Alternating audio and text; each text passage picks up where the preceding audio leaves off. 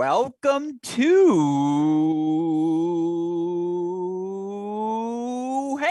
Great Shot. This is the Great Shot Podcast, a Cracked Racquets and Tennis Channel Podcast Network production. My name is Alex Gruskin. Apologies for the double fake there at the start. We had a little blackout on the screen. Nevertheless, on today's show, as you all know, we have another edition of The Deciding Point for all of you listeners, our weekly breakdown of all of the action happening across the Division I college tennis world. Of course, here on Thursdays, we talk about the Division I men. And once again, there are plenty of storylines for us to touch on today's show. Of course, as we inch closer and closer to the postseason, there are a bunch of races we're keeping our eyes on. In particular, the race to the top 8, right? Who are going to be those teams that put themselves in a position not only to host the first 2 weekends of the NCAA tournament, but also have the opportunity to host that super regional round of 16 match, of course. Who are the 16 hosts going to be for that opening weekend of the NCAA tournament? That's a topic I want to discuss today. Of course, who are the teams we're going to see fill out the rest of the NCAA tennis tournament field? We're going to discuss all of that and more here on today's show. Get into the nitty-gritty of the specific results, who's rising, who's falling. We'll touch on all of that as we always do, and so much more. Of course, we'll get into our rankings, get into our cross-offs, get into our week ahead as well. Of course, before we can do any of that, got to introduce the 2 members of our College Tennis Holy Trinity who make our coverage of the sport possible. If you're going to try and cover every conference, every match, you better have some help along the way. I am so grateful to have that help. And let's start with that help, bringing back a man who ditched us last weekend. He said college tennis out, professional hockey in. Of course, we all knew Carolina Hurricanes always number 1 in Matt the Crack Stachowiak's heart, but nevertheless, we have him back today. You know him as a former 4-star recruit on tennisrecruiting.net, the co-favorite writer on our website, crackedrackets.com, better half of the Stachowiak brothers. It's Matt the Crack Stachowiak. Matty, hey, great shot. Welcome back. Did Carolina at least win? How have you been this past week? Yeah, man, of course they won. And you know what's funny about this, Gruskin, is Coach Woodson, if you're watching right now, shout out to you as well. Big Canes fan, Coach Woodson is. So I know he would appreciate me being at that game as well. But no, man, doing great. Fired up to be back on here with you guys, talking some college tennis. I definitely missed it last week. Yeah, it's always a pleasure to have you. I think Chris was sick of me because we went back to back last week without you. I was like, hey, can you do an SEC show with me? And then we'll do the more big picture stuff. And he was like 2.5 hours. No Maddie as a filter. Yeah, miserable life for the third member of our College Tennis Holy Trinity who joins us today, taking a brief hiatus, as we can see from his Tour de France, is a man you know best as the forefather of the college tennis ranks formula predictions, never far from the listed UTR, one of the many dames who roots for the Liberty Flames, and of course, a post-prime Greg Maddux. It is our friend Chris Halioris. Chris, hey, great shot. Welcome back. The good news is we now have Maddie between us to act as the buffer for our fights. I can be punching to the side, but it's got to go through Maddie to hit you now. Yeah. How are you doing, my friend, as always? I'm doing good. We had a little travel last week, little travel snafus. Finally got back home today, just in time for the show. So all is good. Yeah, it was a tumultuous week for the boys. No Maddie in Carolina. Obviously, you're gone. I've been laptop-less, and perhaps some of you may notice now, clearer picture. I'm back, folks. The laptop has been upgraded. A shout out to the Gruskin parents, as always. You know what they say. Once you're over the age of 18, why do you ever go home? It's because you need something from your parents. And so that was the reason for my trip today. Nevertheless, immensely grateful to them as always, and very excited to be back here on today's show to again break down all the college tennis action happening across the country. Of course, the reason we're able to do that week in, week out here on this show is because of the support we get from all of you listeners, all of you fans of the college tennis universe, whether it be players, coaches, etc. But of course, we also are so grateful for the support we get from our sponsors at SwingVision and Turner. And you all know the deal with SwingVision. It's artificial intelligence for your tennis. And of course, anytime the clay court season starts at the professional ranks, we automatically get the discussion. When are we going to have automated line calls on clay courts? When is just that entire line calling system going to be, I suppose, automated and make it the most efficient, the most accurate system in each and every match that we play? Because you see all these players getting in disputes with chair umpires. You can't dispute technology And that's the plan our friends at SwingVision have for the game. Again, the greatest and latest innovations in artificial intelligence for your tennis, whether it be automated line calls, whether it be just capturing the film, breaking it all down from your own tennis performance. SwingVision has you covered. Learn more by clicking on the link in the description to this podcast. Of course, when you sign up, use our promo code CRACK20 because not only will you get $20 off, you'll get a 14-day pro trial. Again, the SwingVision app, it's worth it, folks. We wouldn't endorse it if we didn't believe in it.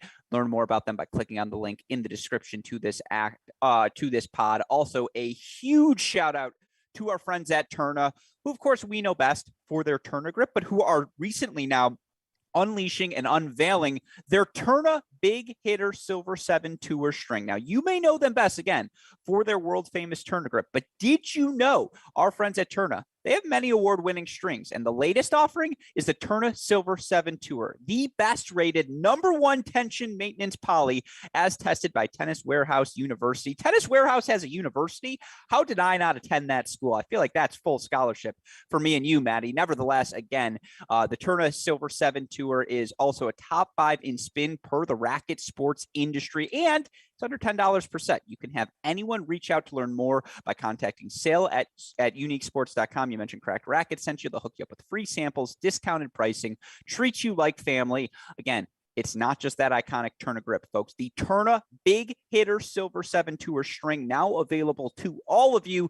You can learn more by contacting sales at uniquesports.com today. And again, don't forget to mention that Cracked Rackets sent you. With all of that said, let's talk about the college tennis we saw unfold over the past week. There have been so many fantastic results, but the place we have to start, and honestly, I know where our bread is buttered here at Cracked Rackets. I know the first person when super producer Daniel Westoff turns on the streams for the deciding point will be Scotty B. So Scotty B, for you, we're starting with the Big 12. As we learned a little bit more who's on top of the conference, some chaos, I suppose, over the course of the past few days. For those of you who don't know, Big 12 men's conference play, only 6 teams in action. You've got Baylor, Texas, TCU, you've got Texas Tech, you've got Oklahoma and Oklahoma State. I didn't blank out, Chris. Don't you dare correct me, Professor. I saw you open your mouth. You keep that mouth shut. But see, I'm feisty. I'm home. I'm back in my fighting roots. This is where this podcast started. For those of you watching on the video, you could have seen Chris put his mouse in his mouth. With that said, some chaos in the Big 12. Now, certainly last weekend, I did a synopsis for you, Maddie, where I said Baylor good, everyone else bad, to describe their performance, their win over TCU in Fort Worth. Horned Frogs return the favor, though. They go to Waco. They earn a 4-3 victory over Baylor. Now, it was a the glass half full take for if you're a Baylor fan. You had just beaten TCU the weekend before. It's really hard to beat a team 2 weekends in a row, and you still earned a shutout victory over conference foe Texas, the second time you have comfortably beaten Texas here this season. That's where I want to say, again, that's why I don't want to focus on any one team in particular. I want to go to you first here, Maddie, because as you look at the chaos and we're sifting through this Big 12, TCU, national indoor champions. They're now 1-1 against Baylor. Baylor, certainly 2-0 against Texas, 1-1 against TCU. They have as strong of a Big 12 resume as anyone. It's always worth remembering they have only 3 losses this season. National indoor semifinals to Tennessee, on the road at Michigan. Now, again, at home against TCU, all 3 of those teams in the top 6 of the ITA rankings. Texas is the wild card because I swear to God, I was at the national indoors. I mean, that's not the swearing to God, but the eye test, I swear to God, this team, when healthy, is as good as anyone in the country with what I saw with my eyes. That said, they haven't gotten that signature win, right? They haven't earned that top 5 since beating Florida at the national indoors. Like, outside of that for Texas, that's why it's chaos in the Big 12, because it does feel like on the right day, all of these teams can still beat each other. Yeah, I mean, I think you're right about that. But the way that I view it, Gruskin, now, look, the computer rankings have TCU ahead of Baylor, right? In my personal rankings, I put TCU ahead of Baylor this week. They just beat them. So, I mean, I think that's only fair. They also have a better resume. Better resume. I don't know where you guys had them, but let's just say, most people are going to probably have TCU ahead of Baylor.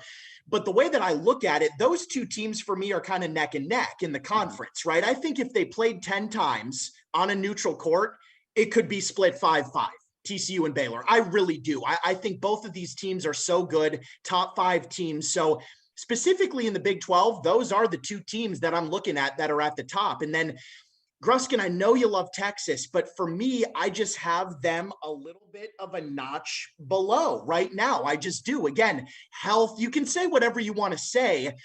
I just don't think when you stack up the resumes and you look at it, I just think TCU, Baylor are up at the top. Then we've got Texas right behind them. And then the other 3, the Oklahomas and Texas Tech, whatever. I mean, I'm not too worried about them. Still good teams, but you're right. Look, if Texas puts together one of their best performances, could they knock off a Baylor? Well, they haven't yet. They've lost to them twice, but could I see that happening? Sure. Could they knock off TCU potentially? They have the talent to do so. I just don't know if it's going to happen this season. So for me, I still think TCU and Baylor are tied at the top, even though the rankings are going to say TCU. Everybody's going to have TCU ahead of Baylor. I think if those teams played 10 times, they could split 5-5. Yeah, sure. And again, these teams have played twice now in the past weekend. We have a couple in the past 2 weeks. We have a couple of results to go off of. And certainly when you look at, the differences between the win for Baylor and the loss for Baylor starts with the doubles point. You look for the Bears when they went to Fort Worth to take on TCU. I believe they dropped the doubles point in that matchup. Although, again, right now, of course, in typical fashion, my computer wants to be difficult with me. This is the new computer gist, folks. But you look for this Baylor team. It's interesting because I view it a lot of the ways as I view that Ohio State. If Baylor wins the doubles point, you're just not going to beat them because they can find 3 singles wins. They're going to probably split, the top 2. They're going to split 3 and 4. They're going to split 5 and 6. Or if you sweep them at 3 and 4, they'll sweep you at 5 and 6, right? With Teddy and Mizuchi, whatever. They'll steal 1 of the top 3. They'll steal 2 of the bottom 3. The issue, steal is the wrong word. They'll win 1 of the top 3. They'll win 2 of the bottom 3. The issue for this Baylor team is when they lose doubles. And I know, again, they only have 3 losses this season, but they in all 3 matches they lost the doubles point. They lost, Maddie. I just don't know for this team. I don't want to be disrespectful to Finn, but there's a lot of pressure on Finn Bass, it feels like, every match to play his absolute best because again, you look at the TCU result this weekend, Mizuchi, Aguilar, Jong, and Fernley sweep Soto, Lon, Bass in the 2 through 4 spots. Like, that's the heart of the lineup. You can't allow that to happen. And, all but Sven Law's match was in straight sets. And you look again in this matchup, there were 3 first set breakers. TCU takes 2 of them. Chris, we'll go to you here now. Again, this team reminds me a lot of Ohio State, where I know Ohio State, if they win the doubles point, they're finding 4 because they're going to take 1 of 1 and 2. They're going to take 1 of 3 and 4. They're going to take 1 of 5 and 6. I feel the same way about this Baylor team. They're a 3+ team. They're not a 4 team. Yeah, I mean, I'm with you. I think doubles is key. Well, when they're playing those top teams, I think they need the doubles. I don't know necessarily that that I would split them that way, but I think you're right. It's if they don't split 3 and 4 and 5 and 6, then you have a feeling that it's going to come down to, okay, fine. If you beat both Finn and Sven Law, then we're just going to have, Wampy and Teddy beat both of your guys. And correction, by the way, from me, and I blame my computer here. So I apologize, Michael Woodson, who will inevitably text me after he hears that mistake. TCU took the doubles point both times against Baylor, both times. And on the second occasion, again, it proved too much to overcome. I apologize, Chris. Yeah, but I think it's tough for them. They can do it, obviously, but it's tough for them to have to come back against those top teams without the doubles point. I think there are other teams that I would probably feel a little better about if I didn't have doubles than if I was them. I just feel like that's a big point for them. But still, like you said, I mean, it's a 4-3 loss. They beat them the weekend before. We were sort of like, okay, they need the big win to get going. They got going with the first TCU win.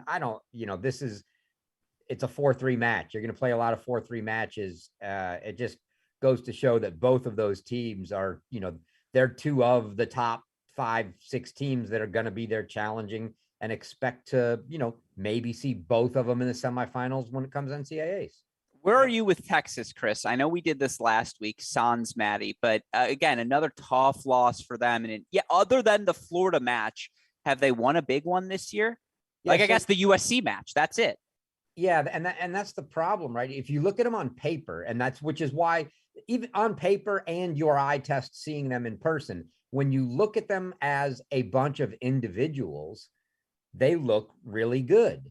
But when you play it as a team, they've had enough opportunity at this point to show it, and they just don't look, even though every bit you go down the lineup, and if you're drafting, their guys are right in there at the same level as all the other guys. But when you start saying, okay, now it's a team, which one do I want?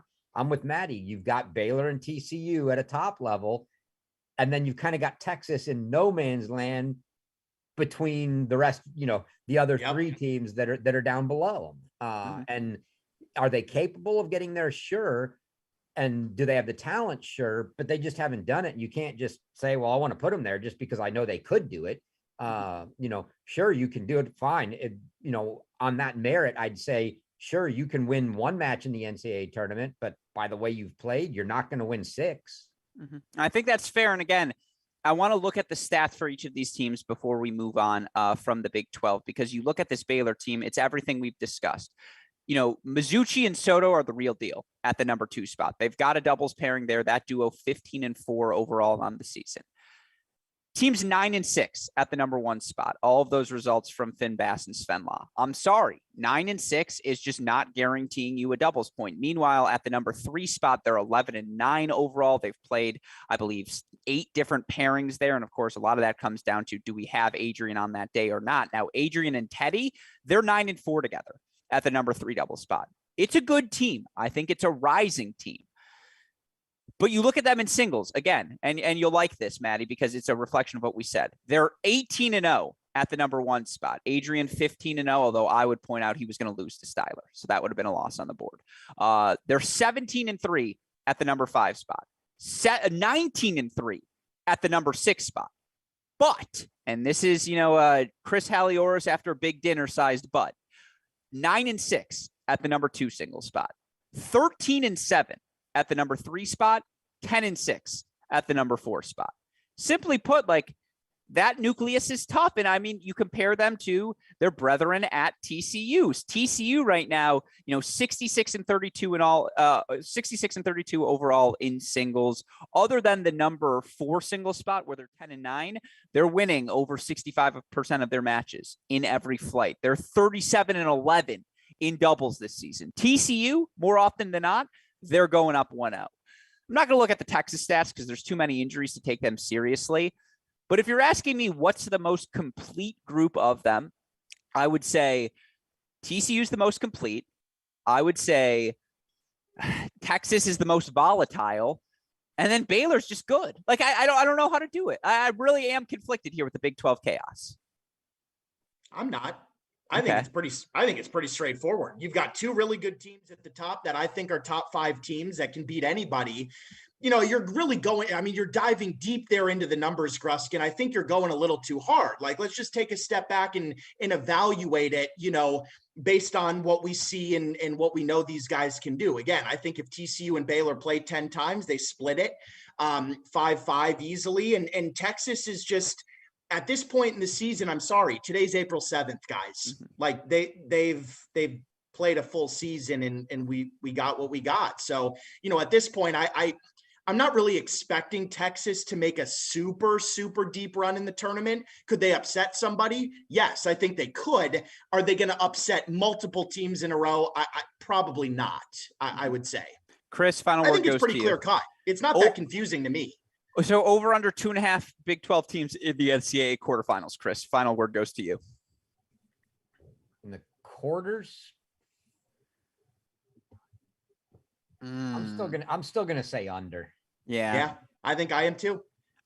Is there a world where Texas travel? I mean, they're going to be top 16, but it could be a Texas Baylor or I don't know if Texas is going to be that low, but a Texas TCU super regional. That's very much in play for the Longhorns, right?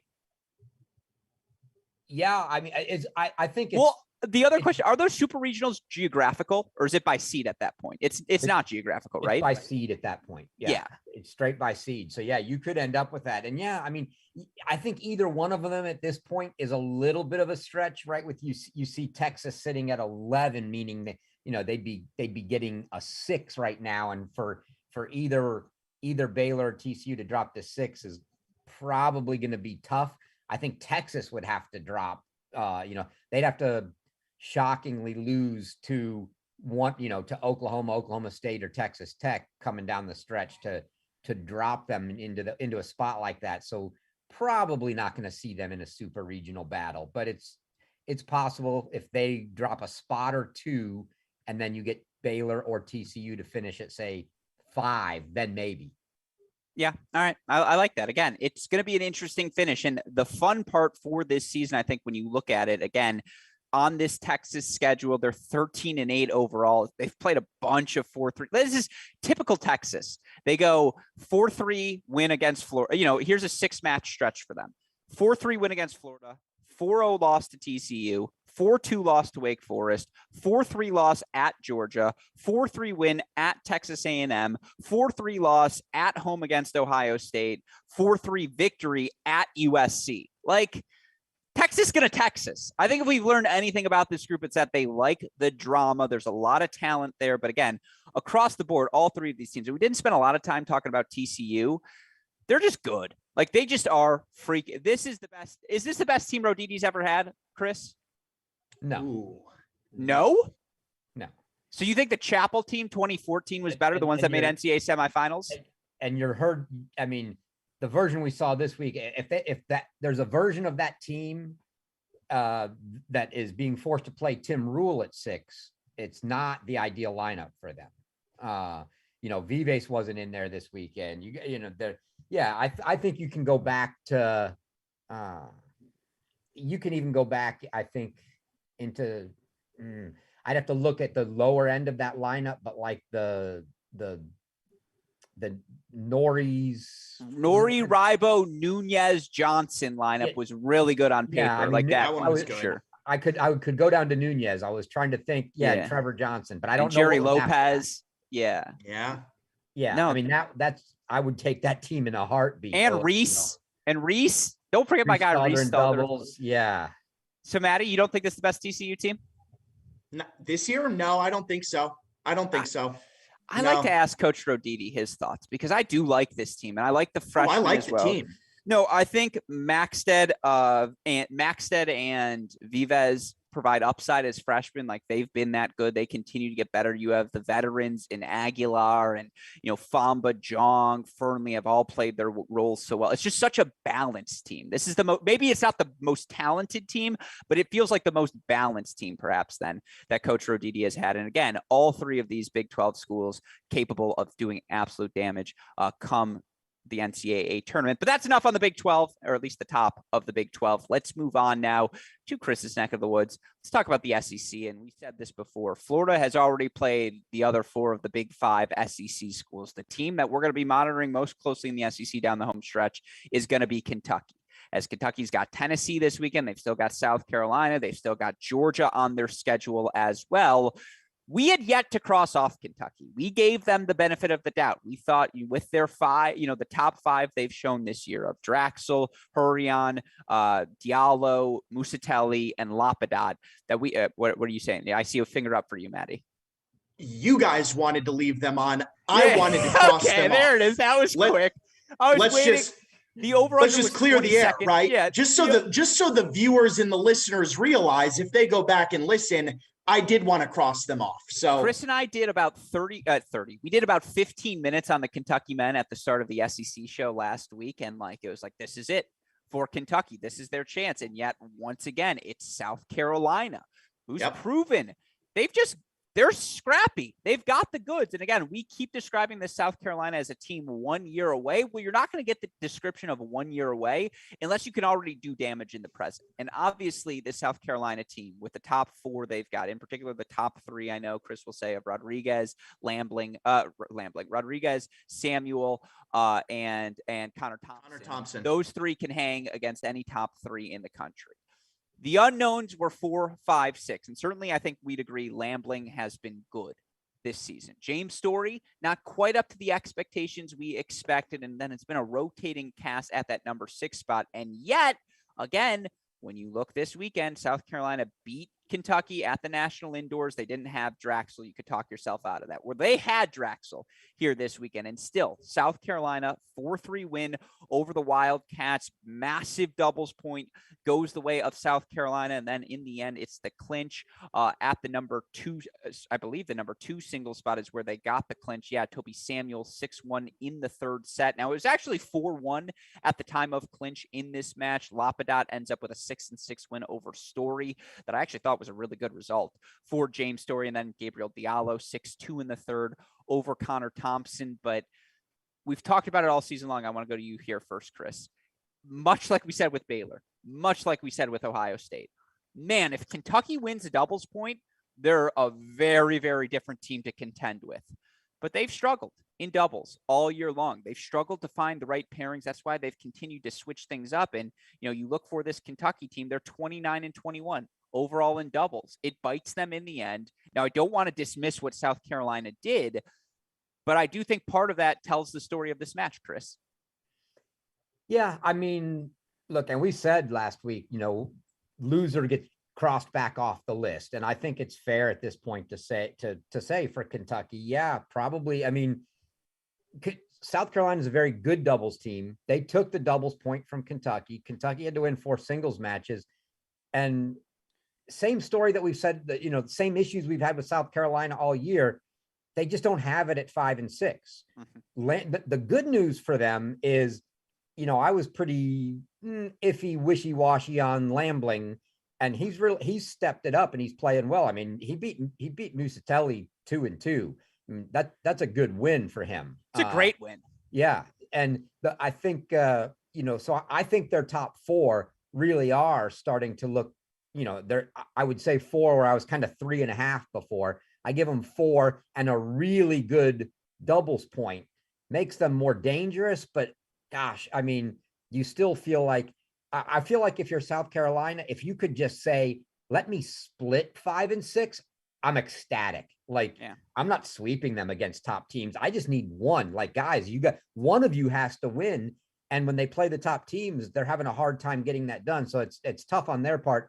Kentucky, I'll tell you what's bothering me now with Kentucky. I'm still super happy with Lapadat at 5.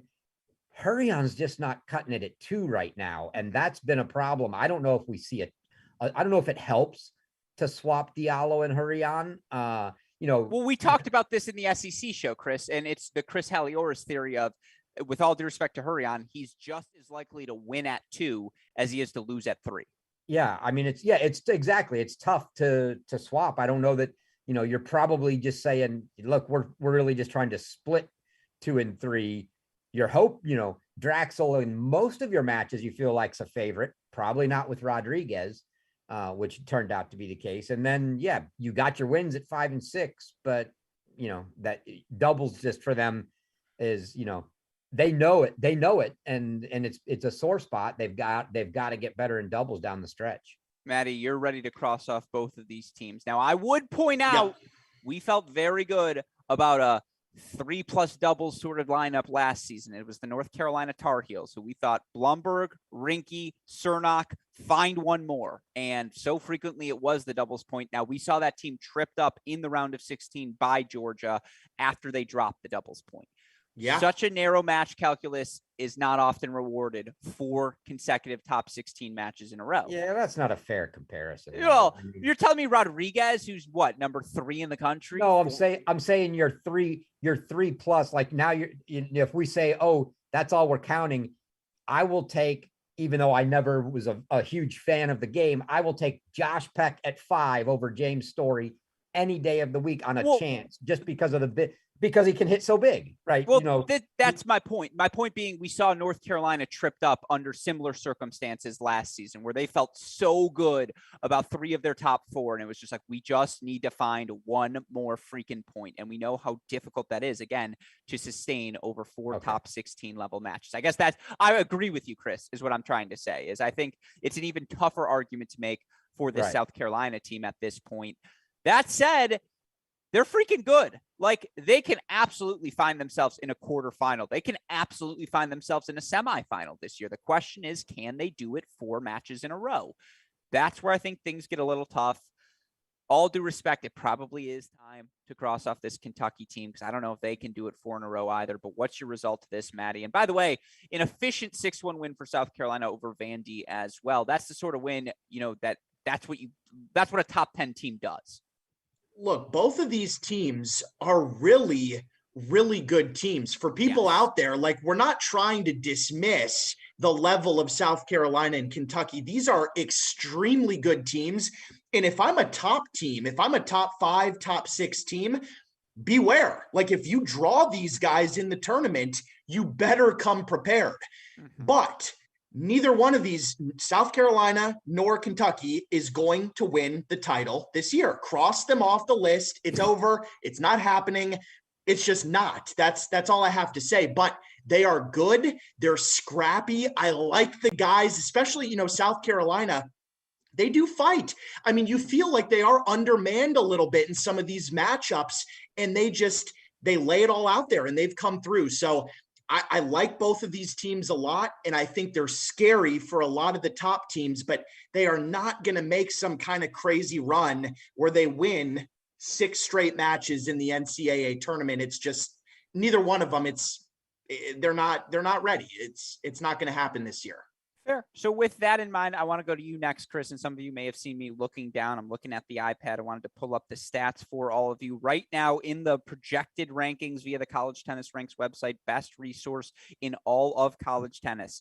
South Carolina, number 9 in the projected rankings. Kentucky, number 11. South Carolina's 18-5 overall. Kentucky's 15-6. I have their schedules in front of me as well, but you look for both of these teams, Chris. Yes, they've both beaten up on each other. So with that in mind, my question to you is, Kentucky came awfully close to beating Virginia at home. Ultimately, the Hoos take that match last week as well. Kentucky still has Tennessee. They still have Georgia on the board. You look for this South Carolina team who, again, right now, 18-5 overall, 7-2 in conference play. Their only losses being the loss they took against Florida, 7-0. Obviously, they played that match down a couple of people. They also lose 4-3 at Georgia. You look at the non-conference wins South Carolina picked up. Stanford, Kentucky at the National Indoors to have beaten Wake Forest before the National Indoors as well. Is the SEC going to get a third top 8 seed? It's possible. Who does South Carolina have left? So South Carolina, I'm glad you asked. Right now on the schedule, at Auburn on Friday, that's a match we're going to have 4 p.m. Eastern time on our Crack Rackets broadcast. They've got Alabama on Sunday, then the final regular season match, Texas A&M, Friday, 5 p.m. Plus conference tournament. I mean, they have to win all 3 of those. Yeah, they've got to win those. They'll get a and little then what? Bit of help. Semis or finals of the NCAA of the conference tournament. And then for Kentucky, I'm looking at the likelihood. It's a big jump for them. For even though it's only 11-8, it's like 11 points right now from a formula standpoint. That's a big jump for Kentucky. Granted, they get 2 big matches at home. If they won them both, sure, but doubt it. If they lose to Tennessee and beat Georgia or vice versa, they're not that. It would be more helpful to beat Tennessee. I don't know. If one, I don't think will be enough to get them into 8. I was gonna look at that real quick, but I don't know, man. It's gonna be a tough for South Carolina. The problem is I expect Wake and Virginia both, other than lose to each other. I expect them to run it and do well, and it's gonna be tough to get around them.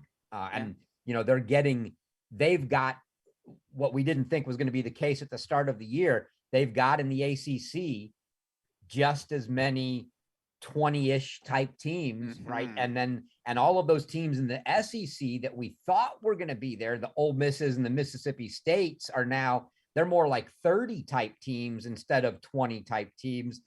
And now wins you might pick up in a conference tournament over them aren't as big. It's not as heavy an SEC bias based off where all those mid-pack teams are this year. So I think that Virginia and Wake both stand a really good shot of getting, say 2 of those final 3 top 8 spots. And it's going to be tough for South Carolina, Kentucky, or Georgia to be the third one to get in.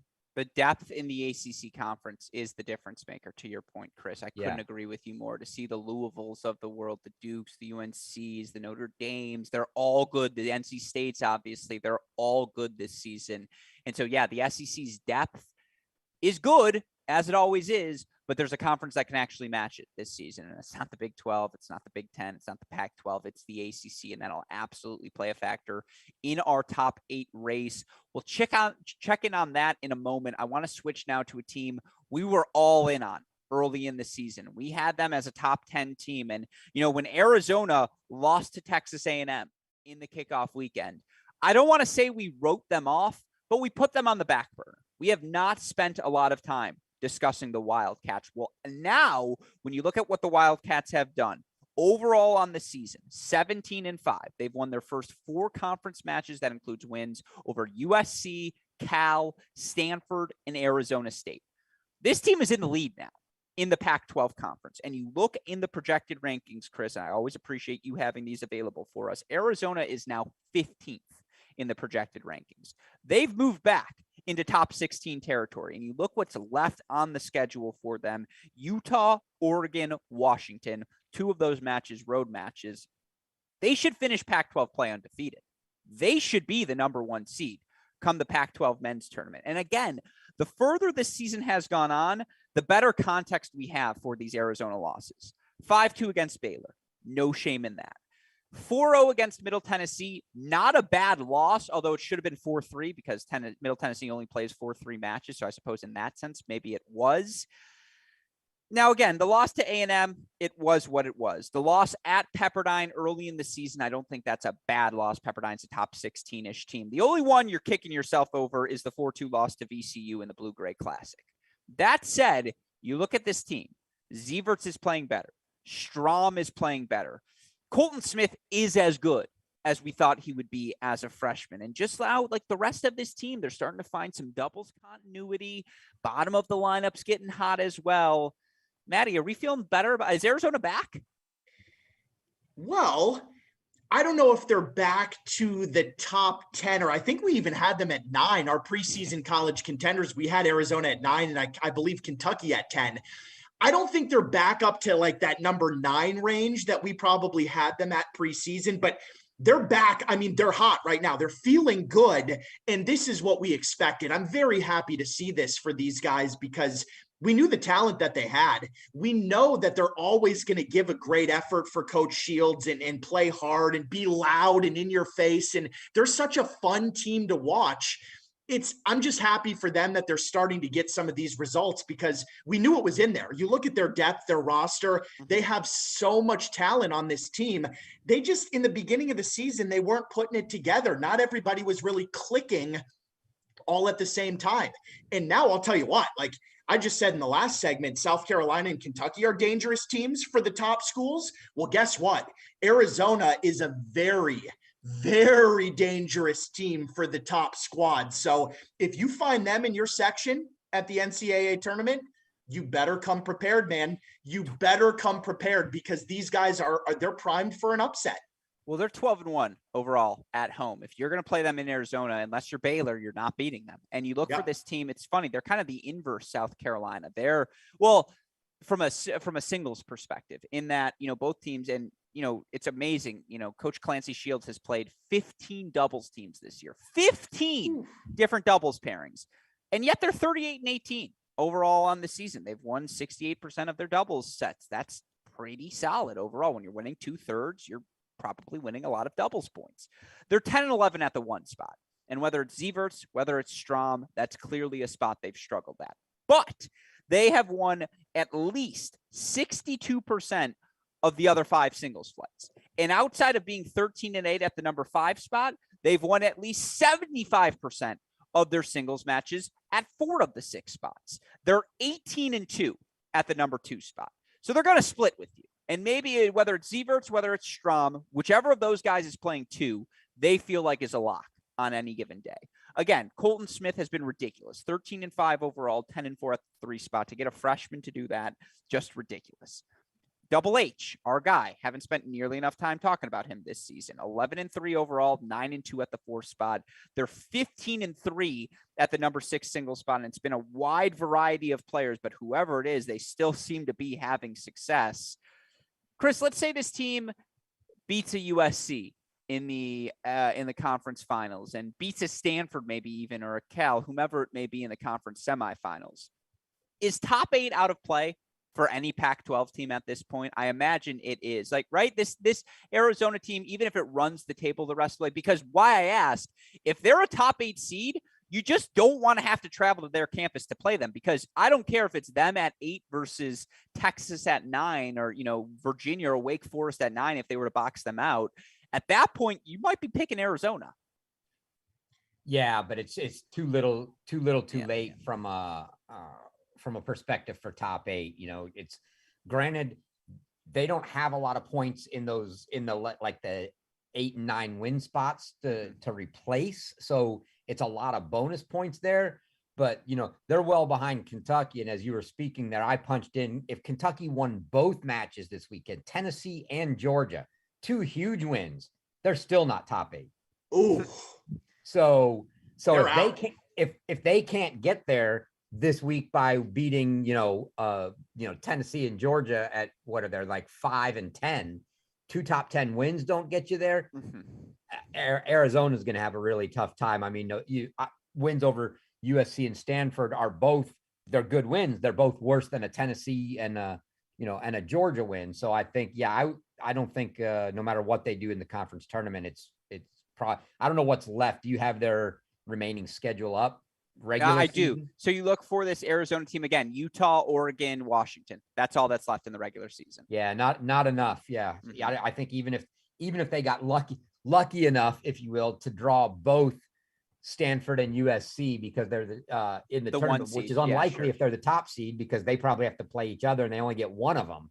But even if they did manage to get to play both of them, I don't think it's enough to even beat them both to get to top 8. They're just looking to solidify a 16 spot and move up out of the range, probably where you're trying to avoid a couple of those schools right at the top. So don't finish 16, 15, 14, maybe get it. That said, subjectively, Arizona plays Wake Forest in an 8-9 matchup or a 7-10 matchup in the NCAA round of 16. Who are you picking, Maddie? Well, I don't know if I'm going to make that pick now. I mean, we got to. I'll make that pick when we get there. But let me say, are you writing off Arizona as a quarterfinalist team?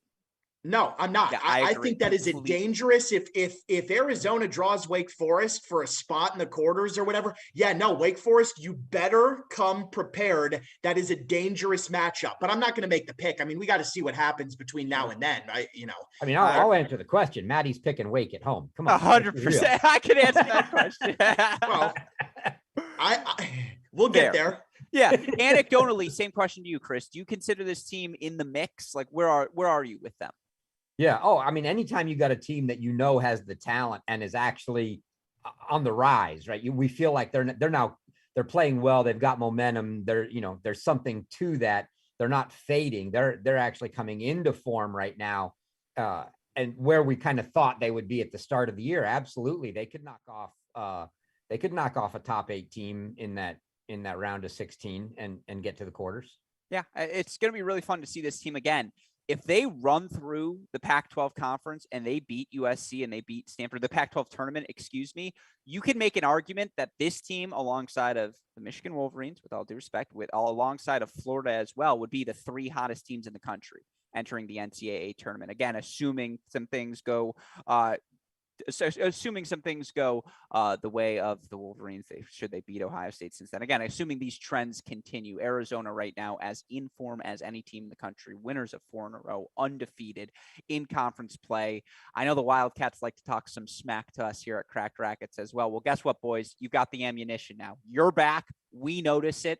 Hopefully this satisfies you all, but you stay hungry and we get to see more success from the Wildcats moving forward. With that said, time to jump around a little bit. rapid fire through some results. Certainly, we looked at what's happening at the top of the rankings. I want to talk about the race for the top 16 because, in my opinion, there were some notable results in that race. And right now, you look at the ITA rankings, and they came out today. Certainly, you look at the 9 through 16 spots. South Carolina, 9, Georgia, 10, Kentucky, 11, Texas, 12, USC, 13, Stanford, 14, Arizona, 15, and Middle Tennessee at 16. However, you look at the gap between, Stanford at number 14, and honestly, you can go all the way to Columbia at 25. It's fewer than 10 points in the gap between all of those teams. There are still a bunch in the race, in particular SEC, ACC, Pac-12 middle tier, all fighting for these final top 16 spots. I want to run through these results and, again, talk about how we're feeling about these teams in relation to the top 16 moving forward, and we can do this quickly. Maddie, USC this weekend, 4-1 win over Washington. Washington's a top 50 team. Certainly from a rankings perspective, that helps. Should USC be top 16 in your mind? Yeah, in my mind, they should be. And I think they probably will be. I mean, let's face it, they could win the Pac-12 tournament. Yeah. I mean, so let's play this game then. Maddie, I'm going to ask you should. Chris, I'm going to ask you will. So get that what if calculator out. You can play some math for us. You're the best in the business. Should they be, Maddie? Yes. Will they be, Chris? Yes. Okay. So can we move on from them? Do you have anything else to add other than good win over Washington? And Washington, by the way, some of you may remember 7 pods ago, we did an over-under on Pac-12 wins for the Washington men. I'm pretty sure I'm going to win on that count, which is, again, got to celebrate the victories here at Crack Racquets. What do you say? The over-under was 2.5. I'm pretty sure they have at least 2 right now. And so we'll have to go. I'll go look at their schedule momentarily. Let's move on. ACC, Wake Forest, 4-1 win over Notre Dame. This is just going to be a will to Chris. Does Notre Dame's weekend loses to Wake, Louisville, NC State, is Notre Dame now officially eliminated from top 16 competition? Oh, absolutely. Yeah. So that's the key there. Is Wake a top 8 lock? Talk me through it, Chris.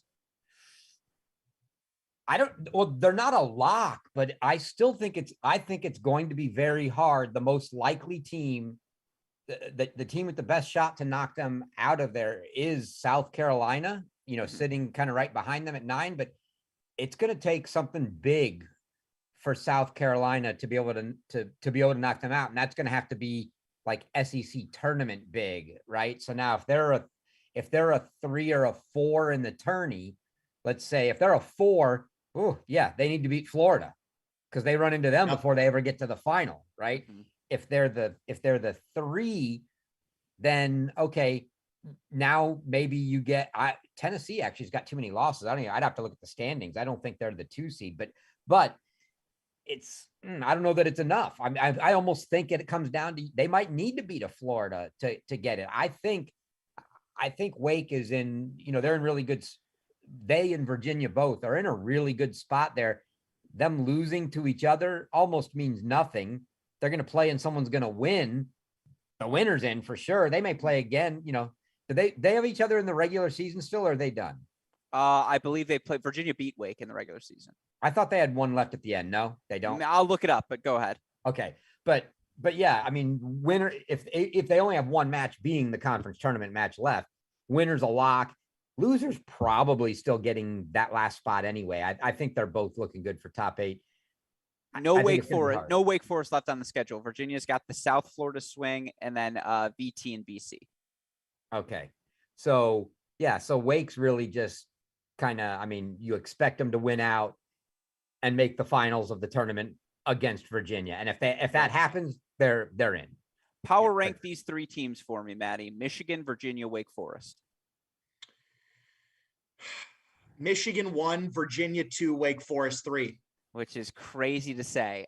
In terms of, though, Chris, their likelihood to be a top 8 seed, you'd flip that, right? Wouldn't you say it's Wake 1, Virginia 2, Michigan 3, just because of the wins Wake got early in the season? Yeah, none of Virginia's losses are going to hurt them, but that Kentucky win was really their first big non-conference win. So tell me who does Virginia have left? Just Virginia Tech, Boston College, and then Florida State and Miami.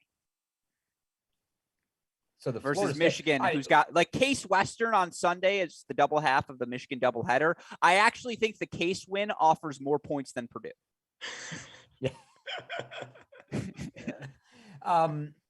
Yeah. So, I mean, I'm looking at where they sit right now. And honestly, the difference is really in that 9th countable win. There's like a 15-point difference. And there's literally probably about 17 points in win point differences between them. So it's effectively that win. So if Virginia improves it and the Florida State and or Miami could be enough to do that, they're almost neck and neck. Wake Forest, yes, right now a little above them, but I think it's going to be a dead heat, and it'll be irrelevant because it'll all come down to who wins the tournament, the conference tournament. No, so that's going to be fun. Well, then with that in mind, let's look at top 16. Louisville, shout out to super producer Daniel Westoff, wins over Notre Dame and NC State this weekend. How good is this Louisville team, Maddie? They're good, and they're play. They're playing well right now. Like, they're playing well at the right time. Where are they at, Chris, in the rankings? Projected next week right now, they're 22. Yeah. I mean, I think they're playing well enough right now, Gruskin, to be considered like a top 16 type of team. I think they're playing that well. It's not going to happen, though. It's not going to happen. I just want to point out, this team went 8-3 in conference play. Their only losses, Virginia, Wake Forest, and then a loss to North Carolina 4-1 in a match that was kind of funky, although credit to this North Carolina team, who also swept their weekend, as did Duke. Again, it's really clustered. Louisville needs to beat Virginia or Wake in the AC. Like, if they beat them in the ACC tournament, then that's going to shoot them up there, I would imagine. But if they lose, if they lose in the quarters or, even the semis of the ACC tournament without beating Virginia or Wake, I don't see how they're going to get to top 16. Yeah. I mean, yeah, Chris? no, not they would have to knock. No, I mean, they've got some really low point scores to replace. I mean, they're counting a win over Michigan State, who's over 100. But they can add, they've got opportunity to add some real points, but it's still it's a fair jump.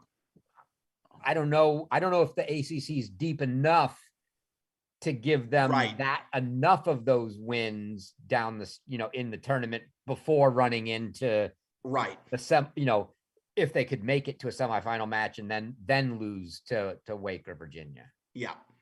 All right. No, all of that is fair. I wouldn't rule it out. It's an outside shot because I look at that, Gruskin, the way I look at those projected rankings right now, and honestly, you see everybody down through Arizona at 15, and you're like, every one of those teams should be a lock for top 16, right? We're talking the last fillers: Texas, USC, Stanford, Arizona. You like all of those teams to finish top 16. Then you get to that position that's been rotating here for the last several weeks. 16 projected this week is Middle Tennessee, who was 18 last week. This week, Harvard was 16. They're projected down to 17. Carolina's projected 18, was 17. You kind of got this musical chairs, but you feel like it's all of those schools almost battling for a spot. Now, granted, one of those other teams could fall out, but it just doesn't seem. They all seem like they're going to pick up wins that will help them. And you're fighting. So yeah, you got Middle Tennessee, Harvard, North Carolina, Duke, San Diego. We've talked about before, just not the opportunity. NC State, Louisville. Any of those schools makes a big run, they could jump in there. Yeah, no, it's all going to be interesting, Maddie. And is it going to be a Virginia Wake final, or do you think are they the clear top? Like, are they that much better than everyone else? Is it a clear jump? Well, I do think that that's going to be the final of the tournament. Yeah. I do. I mean, what a spoiler that would be. Who would have thought it would be more fun if it's like Duke versus North Carolina with a top 16 seed on the line. Like, let's not even play the final. Let's play the two losers of the semifinals have to play. The two winners do not. Yeah. I mean, you guys go Duke, Carolina. I'll take Louisville, NC State. Yeah. Either one of those matchups, right? Those are all fun matchups. But at the end of the day, I do think Virginia and Wake are just going to be that's how I see it ending up. I do. If Ramsey's smart, he'll call Coach K and say, hey, do you want to try and get a win over North Carolina? Well, then come coach this tennis match, because this this is your shot for you to get that redemption. Ooh. Yeah, that I ACC might have to leave this show. Yeah, exactly. That ACC is fascinating. Yeah, oh no, was that too soon? That was too soon, man. I might be out of here. You're not a Duke basketball fan, not originally, were you? Since from the get-go, from the start? Dude. No, I'm saying before Nick Stachowiak, you were still rocking the Dukies. I was at games at Cameron Indoor well before Nick even committed there. All right. Why do you think Nick went to Duke? Maybe. I have so many things I would like to say in response to your question, Maddie, and I want you to know I'm saving all of them for Patreon. I am not going to say a single one of them publicly. But yeah, I've got a litany of responses for why Nick Stachowiak might have gone to Duke, and your fandom for the Blue Devils wasn't number one, but that's good to know that's on there. And again, Duke, good weekend. This Duke team can hang, and all these teams in the top 25 fight. Auburn beats A&M 4-2 this weekend, Chris, but they lose to Mississippi State 4-3. Does that officially eliminate them? Because this Auburn team had been really frisky all year long. Well, they're not going to be a top 16. Yeah, I mean, short of them winning the SEC championship, which tournament, which is like, come on. Yeah. No, they're completely out of that. Yeah, that was a terrible loss at Mississippi State. And then, I mean, but a very nice bounce back. But a great turnaround to go and beat A&M. I mean, does that eliminate A&M? You're talking top 16. Yes. Yeah, they're gonna. I mean, either one of those schools is going to have to beat, one or two of the. I mean, well, both of them would have to run through a couple of them. They would have to make a run. They could get it without winning the tournament, but they'd have to make the finals and in the process knock off a couple top 10 type teams. The two of those big five. Which is just highly unlikely. Yeah, unlikely. I mean, so you can't say they're out, but barring, something miraculous happening, yeah, they're out. They're not going to get it from just kind of one decent win. That's not going to do it. Yeah, well, you mentioned tough loss for Auburn against Mississippi State. With that in mind, let's move on to our final thoughts on this week's action by talking about, again, a game of good win, bad losses, talk about some of the other notable results. But again, that's where things stand in the race at the top 16. It's jam-packed, and as so frequently is the case, it does feel like it's going to be the conference tournaments that ultimately decide who ends up hosting an NCAA regional. With that in mind, let's get to good win, bad loss if we can. Super producer Daniel Westoff, and we're just going to go through again rapid fire throughout the way. Michigan 5-2 over Northwestern. I'm just going to take the floor here, guys. You don't have to even say anything. Northwestern had match points at the number 1, 2, and 3 double spots. They blew a massive lead at number 2 doubles, and had they, it was like 1 set point at number 3, but they blew a massive lead at 2. And had they won that doubles point, with all the 3-set matches that they were playing, because Styler, certainly looked great against Foreman. And, there were a couple of exceptions, but, Trice Pickens took Maloney to a 3rd set. Aaron Schneider, who was playing in place of Beatty, he was extended to a 3rd set. Our guy, Presley Thieneman, a massive victory in straight sets for him over maybe the most informed player on Michigan's roster this season in Jacob Bickerstaff. It's a bad loss, in my opinion, simply because Northwestern had their chances, Maddie. And they were at home. Yeah. I mean, I don't really know. I can't say it's a terrible. I mean, Michigan in my mind is a top 3 team in the country right now. It's not a terrible loss, but yeah, the fact that they had so many chances like that, that's probably how they're going to view it, as opposed to Michigan, being jacked up about win over Northwestern. So I see where you're going with that. I'll agree with you, even though, again, I don't know if I consider it like that bad of a loss for Northwestern. I mean, it's not that bad. It's just that they should have won doubles. And if they win doubles, that match would have been so different. That's why it's a bad loss, because they had a chance to do something special, and they just come up just short, Chris. I get it.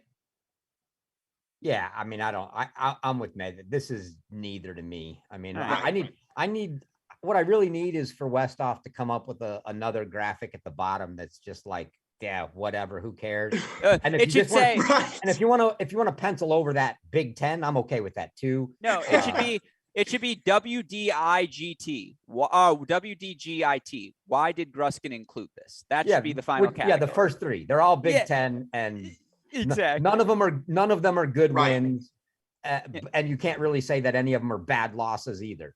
Well, here's the thing. Well, don't discriminate against the Big Ten. I heard that little subtle knife, that dig there, Chris. I'm not going to allow that to fly. Well, stuff. Kick him off the Zoom. No. Here's the thing. Ohio State up there, okay? Then here's why that'll be a match we could talk about. Okay, we did talk about it, and we've got it coming up this Friday. Not this Friday, but next Friday. By the way, is part 2 in that matchup, and that's a 6 p.m. match. I wonder if they're going to play indoors or not. Anyways, Michigan over Illinois 4-1. The reason this is on the list, Chris, is Illinois eliminated from the NCAA tournament field? Like, can they still get in? I don't know. I know they still have the Northwestern match, and that's next Saturday in Champaign. I'm pretty sure that's an elimination match for the this year's host, the Fighting Illini. Yeah, so they're projected. I'm looking right now. They're projected 54. I mean, look, the problem, they have all kinds of upside if they could beat anyone. They've got 3, I wouldn't even really call it 3, 2 decent wins, and they go to like a 17, a 10, a 6, and then 4 unranked wins. They're counting 4 wins in their record over teams outside the top 125.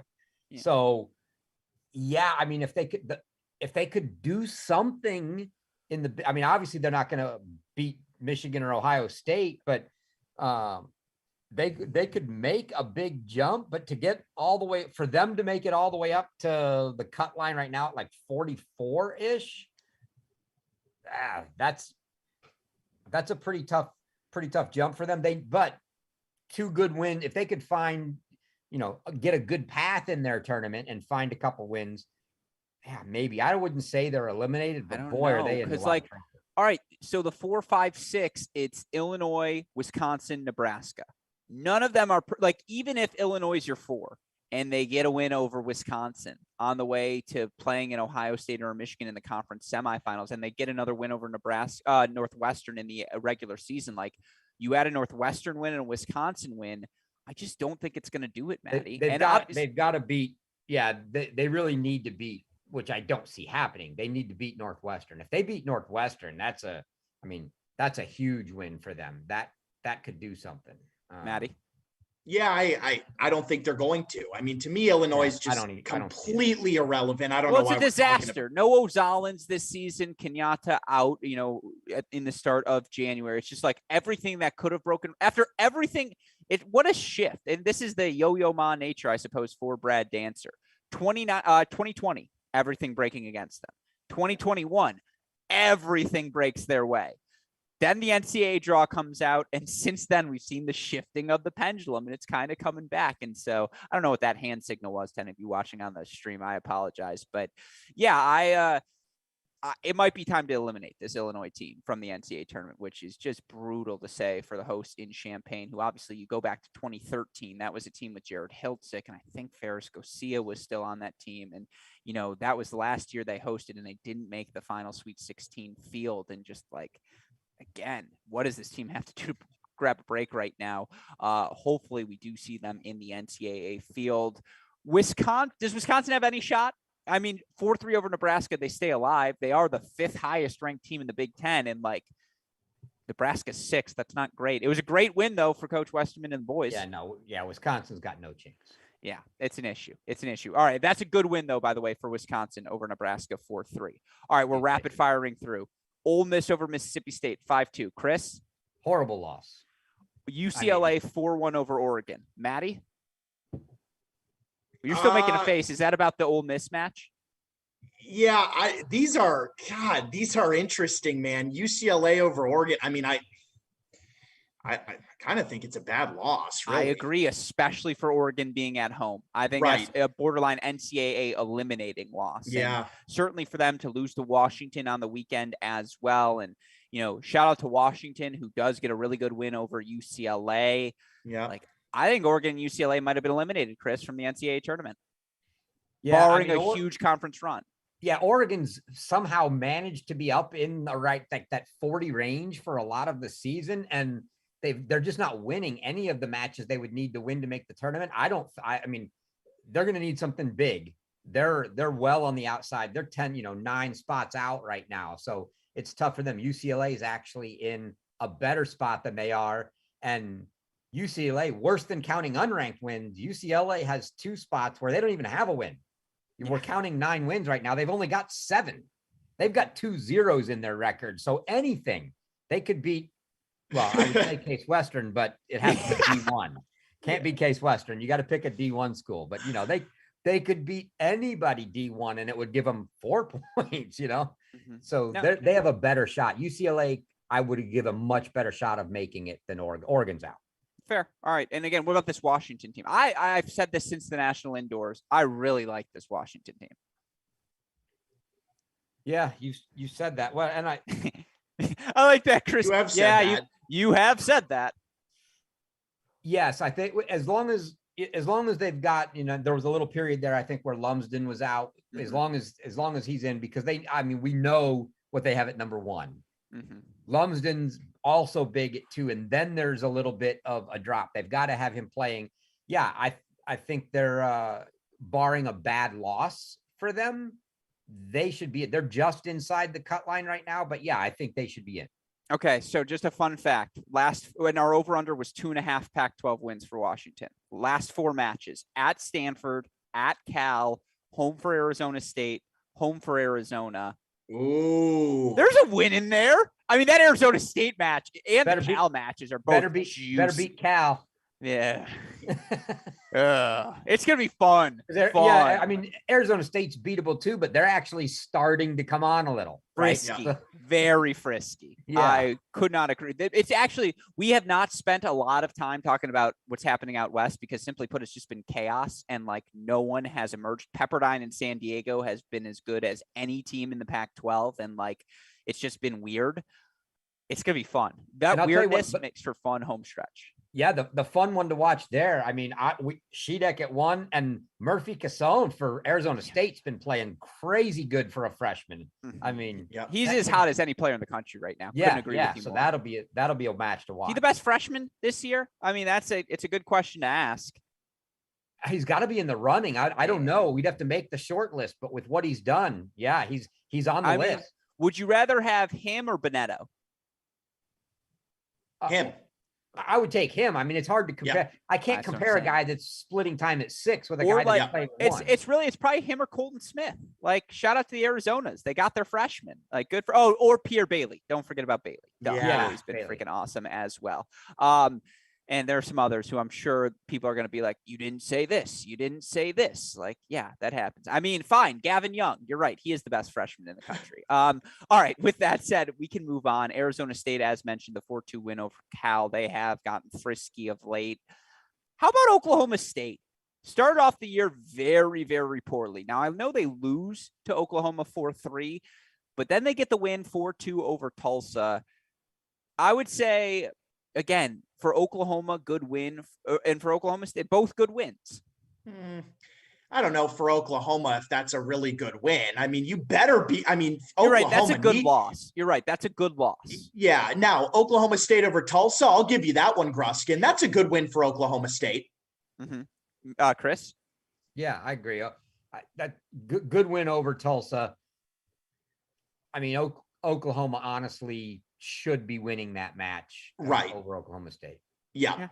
All right. Well, then I like it. With all of that said, again, let's move into some non-Power 5 territory. And Chris, I'm just going all to you for these questions. Charlotte over ODU 4-2.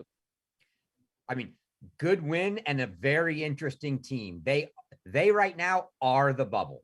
They so you're talking about a team in a conference that typically it's win your conference or you're not in the tournament, and you've got Middle Tennessee, so you're probably not winning the conference. And now they find themselves on the bubble of the tournament. So yeah, that was a good win. The VCU lost there. Not a bad loss, a decent win for VCU, but it's one that really, really would have helped Charlotte a bunch. VCU's sitting up a little higher than them. They've come on. Charlotte could have used that, but yeah, I'd say good win over ODU. So for on the VCU match. Yeah, they are. To your point, they are the bubble. SMU is going to get in the tournament, and they get another big win 4-0 over Memphis. Grant Chen's got his best team on his hands. Yep. Yeah, best they've been in some time, for sure. Mm-hmm. And shout out to Adam Neff, who's woken up this year. Highly touted recruit, did not do much during his time at North Carolina, but just seems to have found a much better fit for himself over in Dallas. Good bounce back for Memphis, 4-2 over Wichita State. And, again, you look at this quad, SMU goes 2-0, or trio, SMU goes 2-0, Memphis 1-1, Wichita State 0-2. Do both SMU and Memphis get in, Chris?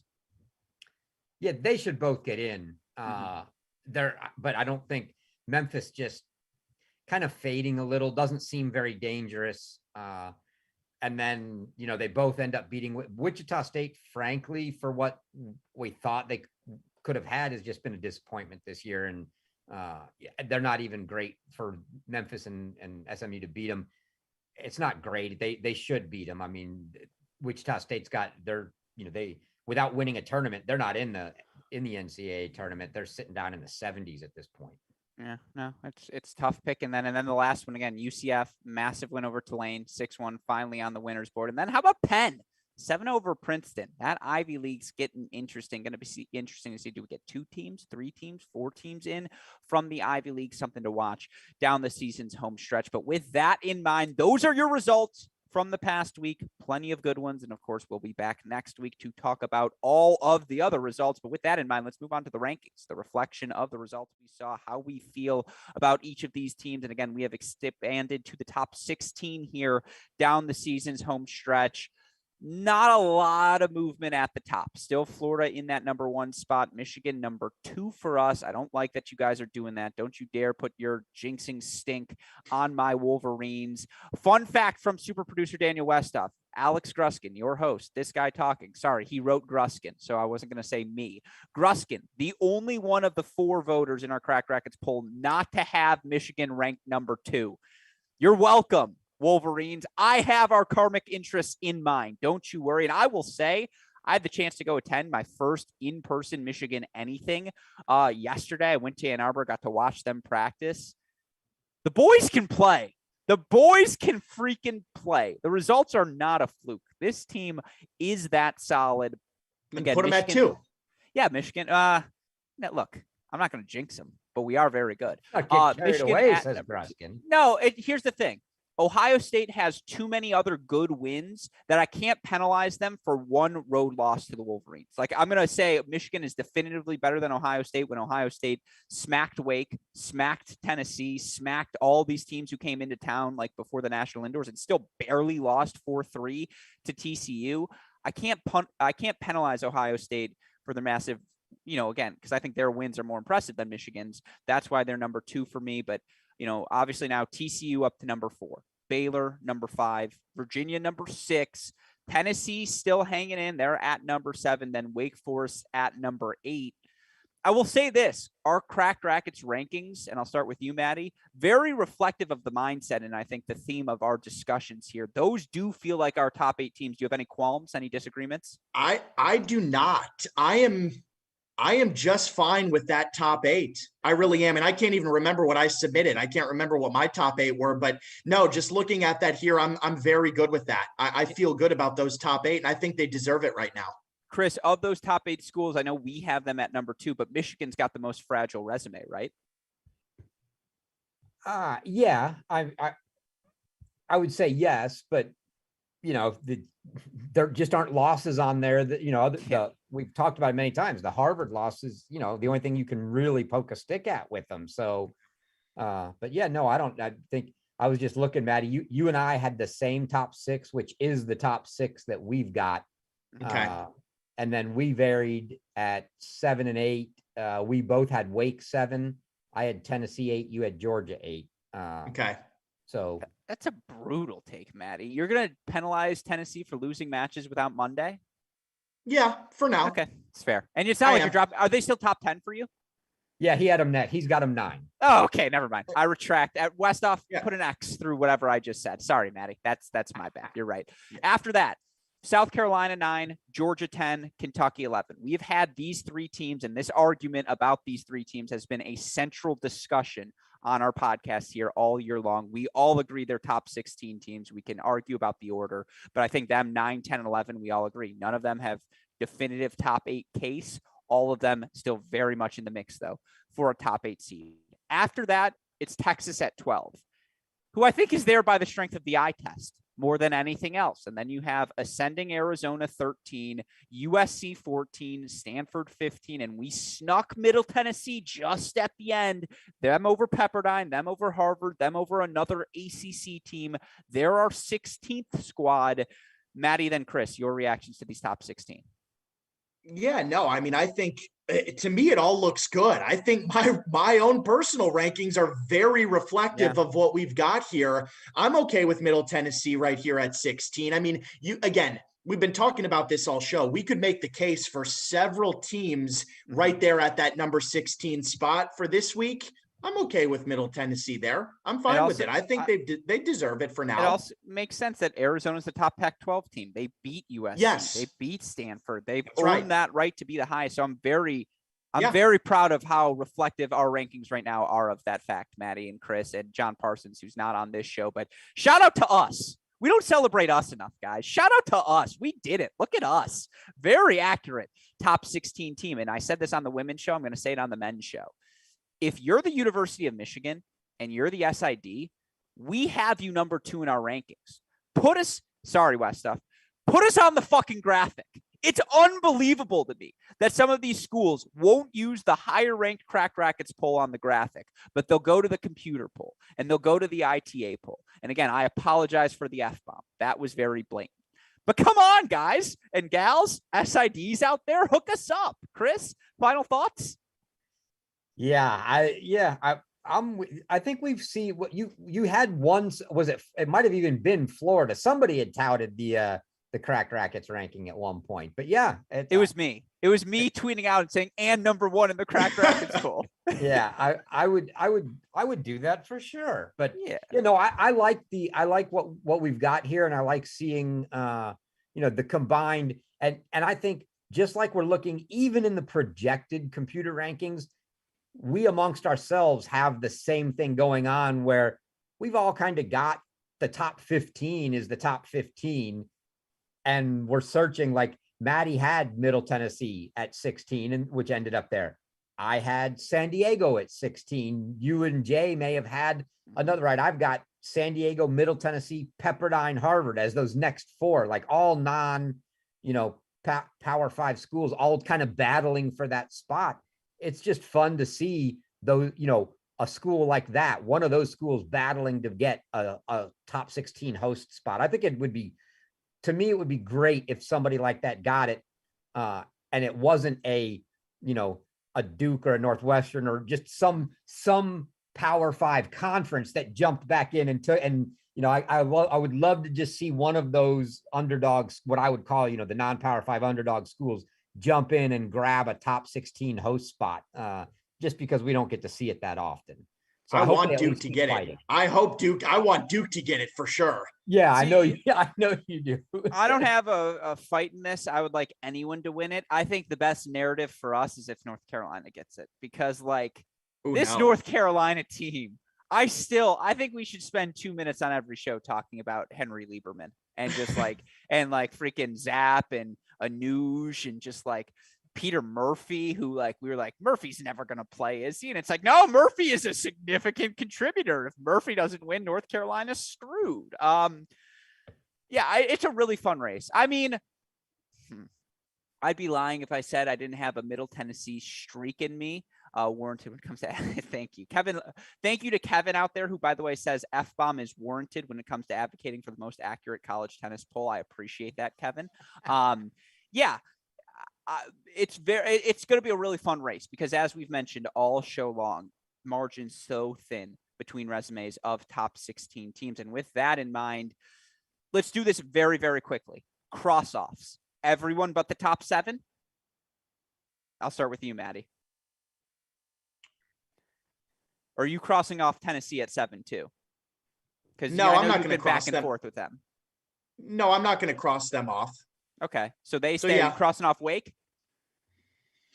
I just don't think they can do it 4 in a row. I think they can find 4 against anyone. It's just like, I don't know where those 4 are going to come. Right. Yeah, I'm okay with that. Chris? Yeah, I think so. I love you, Matt Gordon. You did more for my tennis game than perhaps any other coach. I mean, more than any other coach in Division I men's college tennis. It's time to cross off Kentucky. We can put them back on after our exhibition, Gruskin. Can we? Yeah, exactly. Can we put an asterisk next to Georgia and just like a little note on all the polls moving forward saying, unless they unredshirt Ethan Quinn? Because like, I just want to see what this team would look like with Ethan Quinn. Am I asking for that much? Like, sorry, man. Let me ask you this. What would you rather see? Tennessee with Bicknell or Georgia with Quinn? Tennessee with Bicknell. Yeah. Yeah. I say Georgia with Quinn because it stays competitive. Tennessee with Bicknell is like a whole new ball game. Like that's just not even about the tennis anymore. Yeah. I mean, Exactly. Well said. There's no extra juice in Quinn playing for Georgia. Yeah, exactly. There's so much juice in a Blaze Bicknell appearance. All right. Well, with that said, let's move over now to our week ahead, because certainly we've got plenty of more matches to try and figure out who goes where. You look at the SEC headline matches, certainly, again, Tennessee and Georgia heading to Kentucky this weekend. It's going to be fascinating. Certainly South Carolina is going to have to bounce back immediately afterwards. And I believe Florida's got Auburn this weekend as well. And I think both of those matches are at Auburn. Chris, your thoughts on the SEC matches? Yeah, I mean, it's all about the Kentucky homestand this weekend, right? Those are the big matches, and like I don't know. It's big just to see for them to maybe build confidence and think they can make that run. But like we said, it probably, even if they win them both, it's going to be tough to get a top 8. They have to win them both if they want a top 8 seed. But it's more about bragging rights and seeding for the SEC tournament. But yeah, we need to see who's going to step up there. And is Kentucky really, they could prove our legitimate cross off by not winning them, but if they win them both, we might be coming back here next week going, I don't know, but I just don't know that that's going to happen. Yeah, well said. I'm going to move on conferences. Virginia making the Florida push. Miami, Florida State, 2 frisky teams on the road. Florida Sun. You worried at all, Maddie? I'm not. I agree. Virginia, I think this Virginia team's found it. Yeah, they're going to go down there and they're going to handle the business. I mean, again, not easy matches. Both Florida State and Miami can pose, a few problems, but this UVA team, too good, too talented. They should go down there and win those matches. I expect them to. I love you. I would say this to your face, and it comes from a place of love. He's gone from a king-size Barbotzer to a normal-size Barbotzer. He's back in shape. He's ready to play matches again. It's a completely different Virginia team as such. How about the one last Texas rodeo? Texas taking on TCU on the road. We crossed off Texas in our poll. I apologize. I meant to push back and say uncross Texas because I still refuse to cross them off. If they lose this weekend at TCU, I will accept the cross off, Maddie. Okay, well, I'm picking TCU in this one. So I in other news, water wet. I do not. Well, I mean, come on. I just in Fort Worth. I mean, I just don't think Texas is going to go in there and pull it off unless TCU performs very poorly. If TCU plays at a normal level, they'll win that match. Now, if they come out and just suck, I mean, yeah, Texas could win that match, but I think TCU will be fired up for that one. I think they'll get it done. Fair. Chris? Yeah, I don't know. I mean, I'd like to know what the prognosis is for Harper. Yeah. Yeah. I think honestly. What about Waldeep too? Just like, can I get it in the brain? Can I just like dissect what's going on up there for now? Yeah, that's a different kind of what's going on issue, right? But yeah, I think even though, and we probably don't say that a lot about a team where it's a 5 or 6 guy, but because he's such a big part of the doubles lineup, playing one dubs and there, I think they need to get him back.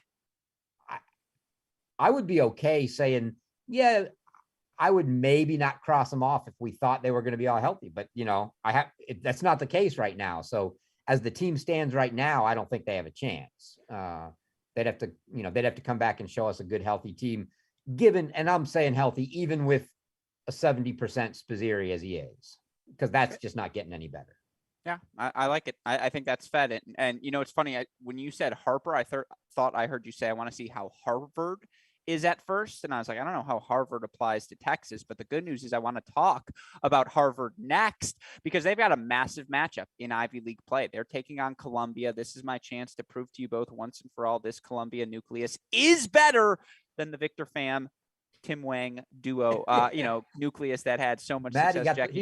he missed our talk about that last week. About the bad takes. Yeah, Maddie, you weren't here. I asked Chris last week. I go, Chris, I was like, what is my worst take of the year? Because all of that was a setup to say how right I was about Shinsuke Mitsui. And I was like, because I was really right about that in Lapadop, but what was I wrong about? And he goes, oh, Columbia. Duh. He's like, you've never been more wrong about anything in your life. And I was like, not a terrible argument, but tell you what, if they beat Harvard this weekend, they're a frisky team. I want no part of round one of the NCAA tournament or opening weekend. Yeah, I'm going to go with Harvard there. Okay. I think. Chris, Harvard? Yeah, I would take, I'll take Harvard in the match, but am I going to be totally shocked if Columbia does beat them? No. I mean, I think they're both good schools, but I would lean the Harvard way in this one. Mm-hmm. My last one's how good is Middle Tennessee? They've got a Memphis team coming off of a tough weekend. If Middle Tennessee can finally win a match 4-1 and maybe not 4-3, we start to feel a little bit more confident about that group. You look at the best of the West, USC to face both UCLA and San Diego this weekend. We talked last week, how important is this match for San Diego? If they want to make a top 16 push, they've got Pepperdine, they've got USC left. Got to win them both if you want to make a top 16 push. So it's going to be really fun to watch that matchups. Then you've got a plethora of NCAA elimination matches. I'm just going to run through them very, very quickly, but things we'll have our eye on. LSU and Ole Miss taking on A&M. Both of these teams very close to bubble watch. Probably would help to get some victories this weekend, especially with that A&M, especially with that match being on the road for A&M. Mississippi State at Arkansas. Chris, I know you're getting worried about your Mississippi State team. Arkansas absolutely has to have it. I think this is a really fun one as well. You look elsewhere, again, throughout Utah's got Arizona State. How good is this Utah team? Let's find out. Washington, Stanford, and Cal. We already talked about the importance of that. Oklahoma and Oklahoma State at Texas Tech. Oklahoma's probably going to get in, but is there a fifth NCAA tournament team in the Big 12? That's interesting to watch. Georgia Tech at NC State. If Wisconsin wants to make the NCAA tournament, they probably need to go undefeated this weekend at home against Northwestern and Illinois. You've got UCF at Tulsa and Memphis. You've got Gonzaga at Pepperdine as well. It's a lot of good stuff. Another really fun weekend of action. And with that in mind, of course, we will be back here on Friday. That's tomorrow, folks, to cover all of the SEC action happening across the conference. You can find that broadcast on each and every one of the team websites. Of course, we are going to have that Kentucky-Tennessee match coming up at 5 p.m. Eastern time. Can I just assume you're going to join me on the Zoom, Chris, at that point to call the ending of that match? It's actually highly unlikely because I will be at the Liberty Bellarmine match tomorrow.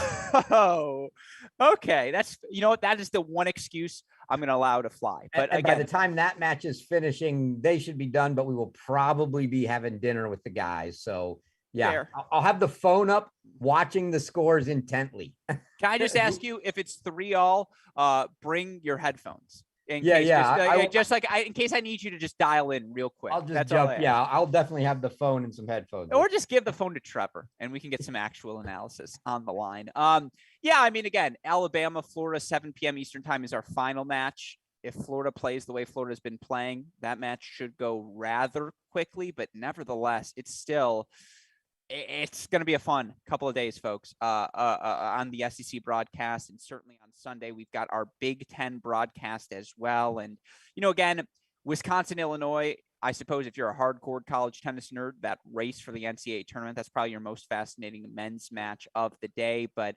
it's not listed here. 5 p.m. Eastern time, Michigan versus Case Western. I'm going to watch that sneaky close because no one has ever been more excited for a match ever, I can assure you, than Todd, Woj, the head coach of Case Western, is for this match on Sunday, right? Like, if nothing else, Maddie, Case Western may have a player die on court going for the victory.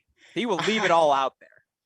Oh, they're going to leave it all out there. All right. I mean, they're going to have some fun. Hey, anytime you get an opportunity to play a team like Michigan, just, hey, go out there, have some fun, man. 100%. I mean, no pressure, let it ride. And yeah, hopefully those guys can enjoy it a little bit. Absolutely. Well, then with that in mind, again, lots of fun action, obviously happening across the country. We will be back next week to cover it all here on this show, as we have each and every week here in this college tennis season. Certainly, it's great for us to have you back, Maddie. Always a pleasure to have you here as well, Professor. Of course, it is always also a pleasure to be able to shout out our sponsors at SwingVision and Turner, the lifeblood support that makes these podcasts possible week in, week out. To learn more about our friends at SwingVision, to learn more about the app, just click on the description, the link in the description to this podcast. And of course, to learn more about our friends at Turner, email sales@uniquesports.com, and be sure to check out the Turner Big Hitter Silver 7 Tour String, the latest addition to the Turner lineup here today. With all of that said, of course, a shout out to super producer Daniel Westoff as well on the ones and twos, makes all of this possible. With that said, Maddie, Chris, any final thoughts? Nope.